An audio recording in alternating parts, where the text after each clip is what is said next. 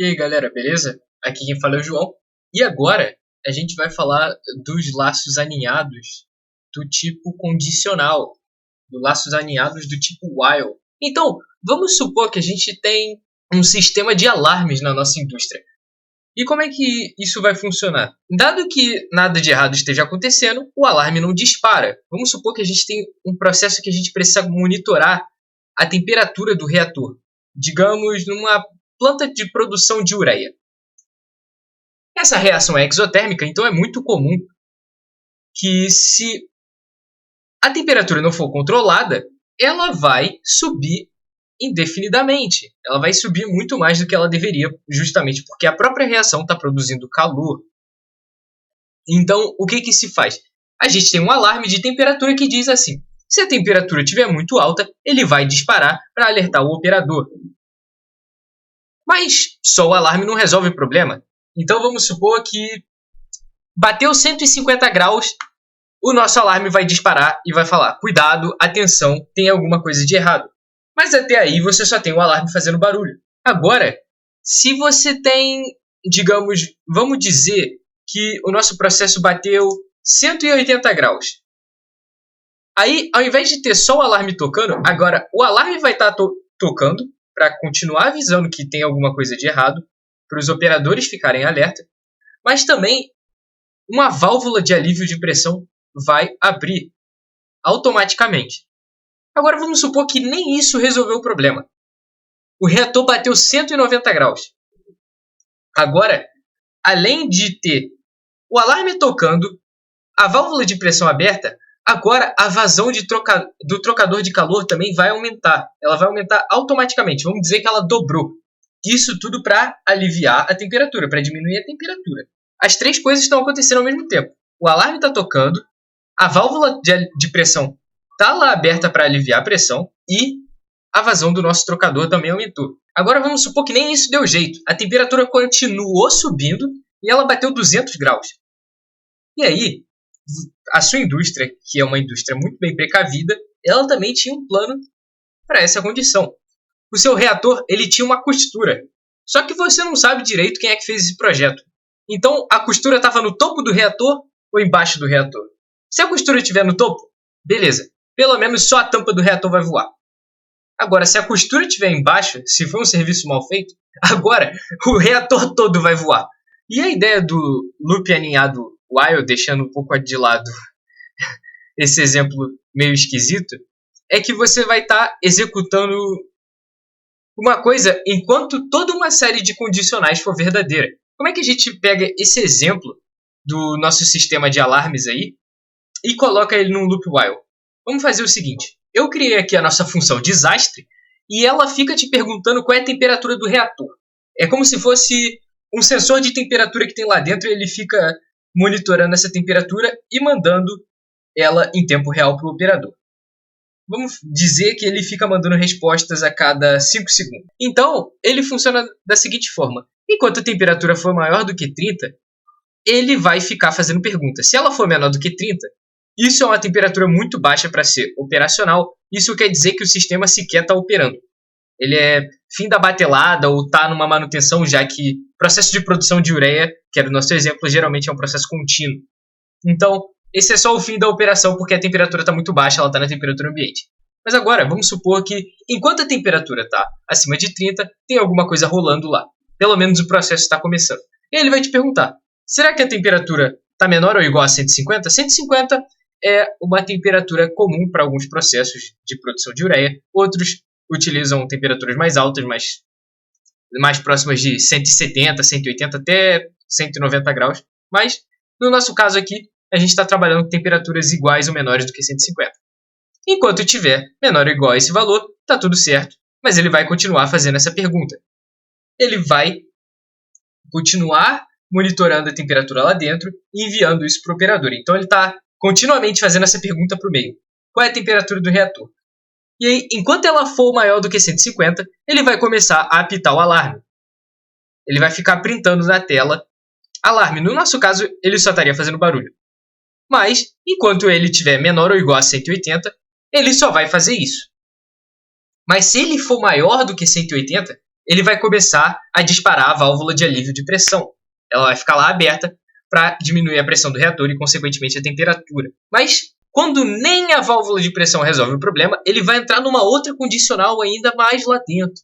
Aumento da vazão do trocador. Mas se nem a vazão do trocador resolveu, se ela subiu até para 200, aí você vai ter uma seguinte pergunta. O reator tem costura no topo?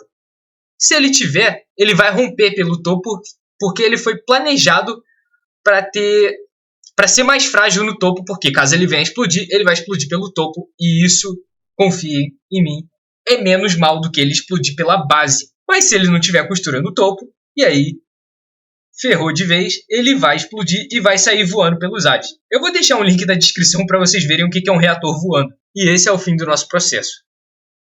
E aí, vamos ver isso na prática? Vamos chamar a nossa função desastre para ver como é que ela funciona.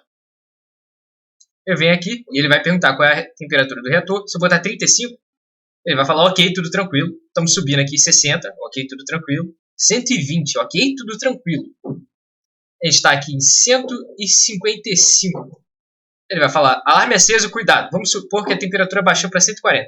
Ele vai falar, tranquilo. E agora a nossa temperatura está em 180. Tá? Alarme, cuidado. 181, ele já vai falar, alivia a pressão. A gente subiu aqui mais um pouco, a gente está em 195. Agora ele está aumentando a vazão do trocador também. E agora, vamos supor que ela continuou subindo. Ela foi para 203 graus. Aí ele vai te perguntar, o reator tem costura no topo? Eu vou falar que não.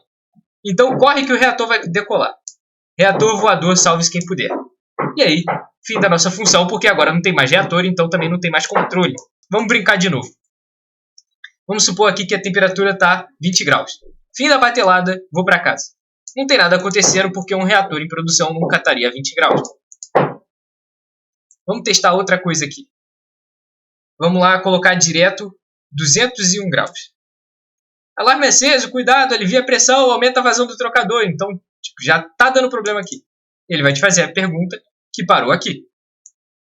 Ele já entrou direto no loop. Ele já saiu disparando tudo isso aqui e entrou nesse loop aqui. Ele disparou tudo que estava nesse aqui. Então ele já foi direto para o quarto. E agora ele vai te perguntar, reator tem costura no topo? Sim. Menos mal, reator derreteu. Se não tem reator, não tenho o que controlar. Então dia livre, vou para casa. Beleza? Então, isso aqui é um loop aninhado do tipo while. Como vocês já devem ter percebido no vídeo passado, por toda essa história de loops que a gente está percorrendo, vocês já devem ter percebido que a gente consegue transformar loops do tipo for em loops do tipo while. Como que a gente pode fazer isso? Se a gente for pegar aquele loop que a gente escreveu no vídeo passado, a gente pode reescrever ele para a função while. Como que a gente faria isso? É muito simples. Ao invés da gente percorrer uma lista, a gente vai percorrer uma série de valores que vão aumentando com o tempo. E aí, quando ele ficar maior do que a lista, ele para de percorrer a lista porque ele atingiu uma condição que é falsa. Como é que a gente faz isso? A gente tem a nossa lista de temperaturas e pressões aqui, que a gente vai querer fazer ponto a ponto, uma análise combinatória. E aí, a gente vai reescrever a nossa função. Então, vamos criar dois valores que vão ficar iterando para aumentar de valor. Vamos chamar ele de nomes quaisquer, sejam eles N... Não, a gente pode chamar de T. Vamos lá, T igual a 0. E a gente vai escrever um aqui chamado P igual a 0. Agora a gente vai colocar while T menor que len temperaturas, ou seja, enquanto ele for menor do que o tamanho da temperatura, o tamanho da lista de temperaturas, aqui lembrando que esse len vai retornar um valor 99, porque é uma lista com 99 elementos, a gente vai usar esse T aqui como índice. Então, a gente vai criar aqui uma temperatura que recebe temperaturas T. Aqui, para ficar mais claro, a gente pode chamar index T. Agora sim. E aqui a gente troca o while P, index P, while index P em len menor do que len pressões. Aqui também é um valor de 99. E aí a gente vai dizer que pressão é igual a index igual a pressões index P. A gente vai ter um index P aqui, e aqui a gente vai ter temperatura, pressão. Aqui a gente vai continuar dando o append na linha, append na lista de volume. Então essa parte não muda. Mas aqui a gente escreveu por dois whiles. A gente simplesmente trocou o laço for pelo laço do tipo while. E aí esse valor aqui ele tem que ficar aumentando de tamanho, senão isso aqui vai ficar um loop infinito. Então como é que a gente faz isso? A gente vai dizer que depois dele fazer todo esse processo, ele vai aumentar em um ponto. Então a gente escreve aqui index t mais igual a 1. Lembrando que isso é o mesmo do que escrever isso aqui. E aqui dentro a gente vai usar esse index p também aumentando de valor. Mais igual a 1. Então a gente tem aqui o nosso laço pronto. E aqui só para revisar o que a gente fez, a gente criou uma lista vazia de volumes. A gente criou o nosso índice que vai percorrer o valor vazio. E aí ele vai entrar nesse valor aqui que tem 99. Então enquanto esse index t for menor do que 99, ele vai executar o que está aqui dentro. E ele vai definir o index p que vai percorrer esse loop aqui mais interno. E ele vai abrir uma lista de linhas. Enquanto o index P for menor do que o tamanho da lista de pressões, que também é 99, ele vai calcular temperatura é igual a temperaturas no index T. Está percorrendo a temperatura aqui num certo índice da temperatura. A pressão vai ser o index P na lista de pressões, ele vai calcular o volume pela equação dos gases ideais, e ele vai adicionar o volume calculado para a nossa lista de linhas, e aí, quando ele terminar esse loop aqui, ele vai ter uma linha pronta, uma temperatura específica que passou por todas as pressões, e aí ele vai adicionar essa linha à nossa lista de volumes. E aí, no final, ele vai adicionar mais um ao índice de T, e ele vai percorrer isso aqui de novo. No final, ele vai retornar a nossa matriz de volumes, que vai ser quando os dois laços acabarem. E aqui só lembrando que tem que ser menor e não menor ou igual, porque a lista vai começar do elemento 0. Então, como esse valor aqui é 99 e a lista tem 99 elementos e começa do 0, a lista vai do elemento 0, ela vai do colchete 0 até o colchete 98. Então, ela pode vir do 0 até 98. Então, a gente coloca menor e não menor ou igual. Beleza?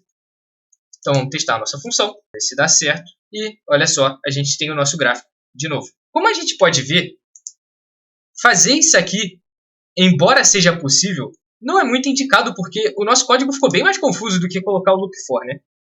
O loop for ele era bem mais direto, eu não precisei criar essas variáveis aqui, index t e index p.